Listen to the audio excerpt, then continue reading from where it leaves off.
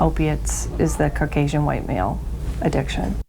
Well, the changing face of the opioid crisis in our community as drug treatment facilities see an unexpected surge in a different demographic. A pair of recovery centers, one on the city's east side, the other on the west, dealing with an influx of African Americans addicted to opiates. News 5's Mike Brookbank joins us in studio now. And Mike, you learned that a lot of them didn't even realize that they had the drug in their system. Yeah, Danita and Frank, that's the strange part of the story here. After reaching out for help with marijuana or cocaine use, a growing number of people are stunned to learn another substance is fueling their addiction.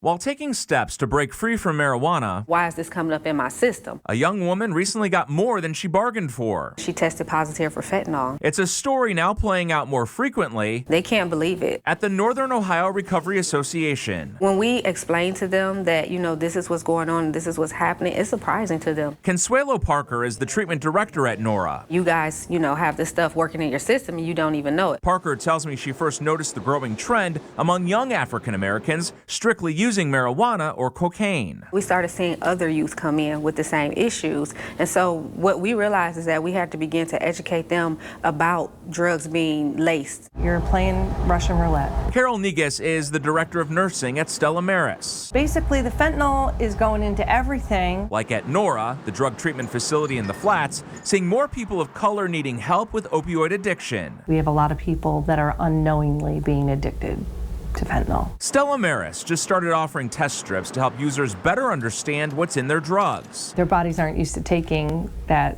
opiate. To try and prevent deadly overdoses. The ones that aren't dying are obviously then coming in for treatment, testing positive for opiates, and they didn't even know that they were using them. Back at NORA, the staff bumping up its outreach efforts to try and stop this trend in its tracks. It's not just, how it used to be. They're putting things in your marijuana. You can't trust everyone.